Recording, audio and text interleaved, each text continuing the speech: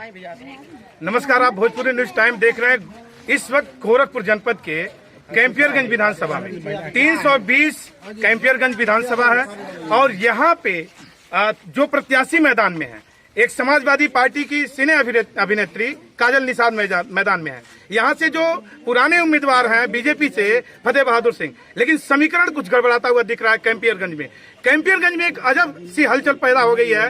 कैंपियरगंज के लोग अब सड़क पे उतरकर इस तरह से धुआंधार कैंपेनिंग कर रहे हैं। इनसे ही जानेंगे कि काजल निषाद के मुद्दे क्या हैं। हम स्वागत है काजल निषाद भोजपुरी न्यूज टाइम पे आपका। जी, भोजपुरी न्यूज टाइम्स का मैं भी धन्यवाद करती हूँ। पत्रकार महोदय, मैं आपका अभिवादन करती हूँ। कैमरे के पीछे भाई जो मेहनत कर रहे हैं, जो दर्शक मित्र को नहीं दिखते हैं, मैं उनका भी धन्यवाद करती हूँ। काजल निषाद सड़क पे गांव की गलियों में उतर के इतनी मेहनत कर रही है, किन मुद्दों के लेकर मेहनत कर रही है?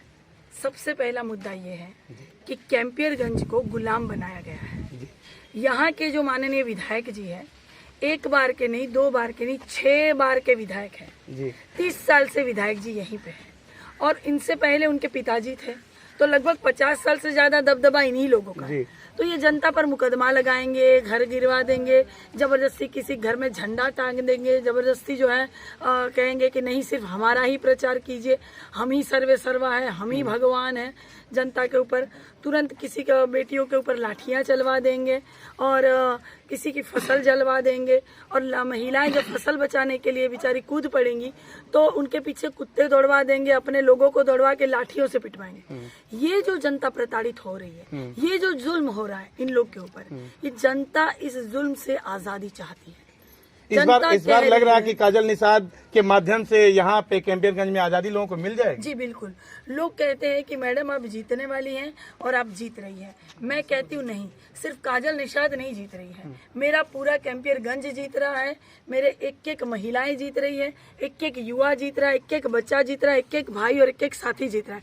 कैंपियरगंज की जनता जीतने वाली है, क्योंकि काजल निषाद अकेले कुछ भी नहीं है। जब तक इन लोगों का प्यार, इन लोगों का आशीर्वाद, सहयोग, साथ, प्रेम, स्नेह मेरे साथ नहीं जुड़ेगा, तब तक काजल निषाद कुछ भी नहीं है। मैं जो कुछ भी हूँ इन सबके बदौलत हूँ, जनता के बदौलत हूँ।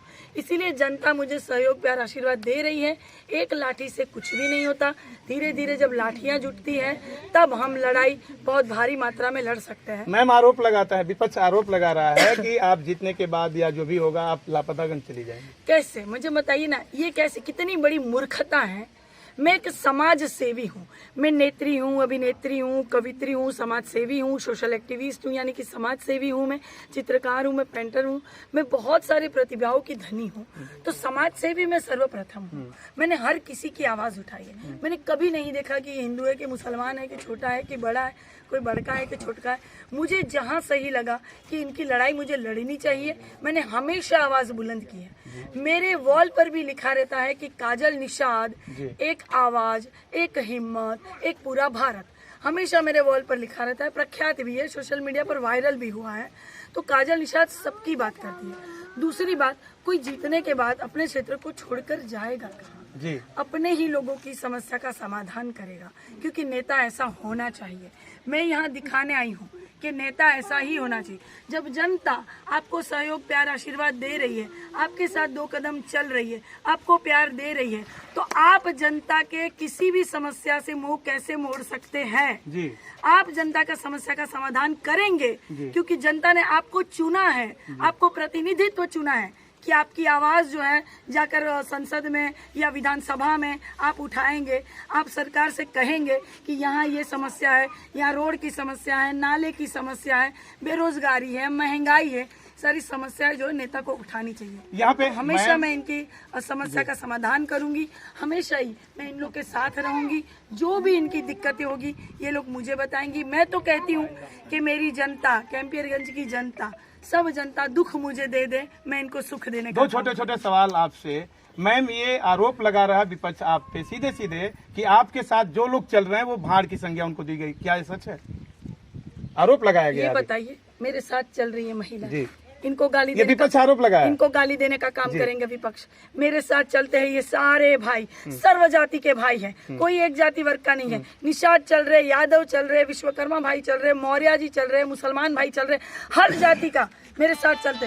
ये महिलाओं ने आज चलकर 4-10 कदम चलकर मेरा प्रचार किया है। इन महिलाओं को गाली ये देंगे। जनता ही नहीं जवाब देगी हाँ, उनको। ये जनता क्यों नहीं जवाब देगी मुझे बताइए। ये बौखला गए हैं। जी। इनके चेहरे पर पसीना छूट रहा था जब ये बोल रहे थे निषाद समाज का हमेशा ये अपमान करेंगे और हम सहन कर लेंगे। हमेशा इन्होंने अपमान किया। वो कहते ये हैं कि सामंतवादी लोग जो है इन्होंने फूलन देवी जी की भी हत्या जी। की। सामंतवादी लोगों ने ही फूलन देवी जी को फूलन देवी बनने पर मजबूर किया। इन्होंने उनको हथियार उठाने पर मजबूर कर दिया। अब मेरे निषाद समाज को हमेशा ही धोखे में रखा गया। इनका कोई काम नहीं करेगा, कोई काज नहीं करेगा। आज भी ऐसी दयनीय स्थिति में रहेंगे, ऐसी झोपड़ियों में रहेंगे, मढ़इयों में रहेंगे। कौन इनकी बात करेगा मुझे बताइए। एक सवाल मैम, आज जैसे आपने कहा कि निषाद समाज को गुमराह किया गया, निषाद समाज के साथ छलावा किया गया, आज भी वो कह रहे हैं कि निषाद समाज का सबसे प्रिय कोई देवता था तो राम थे। यानी निषाद वंश जहाँ से आए हैं वो राम के मित्र थे और राम को बीजेपी लाई, ऐसा कह रही है। और इसीलिए कह रही कि निषाद राम के खेमे की तरफ जाए यानी बीजेपी के साथ जाए। नहीं, राम को बीजेपी लाई है। वो इतनी औकात है बीजेपी वालों की। बीजेपी बोल रही है कि इतनी जो राम औकात को है लाए। बीजेपी वालों की राम को लाएंगे, वो राम को लाएंगे।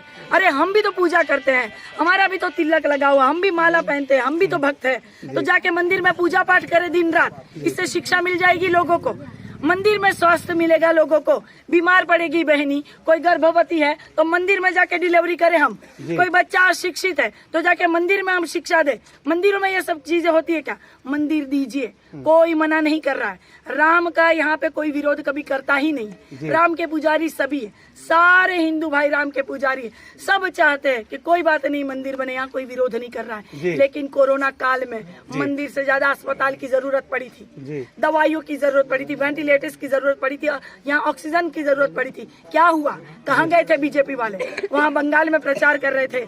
एक दुर्गा शक्ति महिला को, एक ममता बनर्जी को हराने के लिए अंतरी मंत्री संतरी नेता नेती अंध गंध सब लग गए थे वहाँ पे।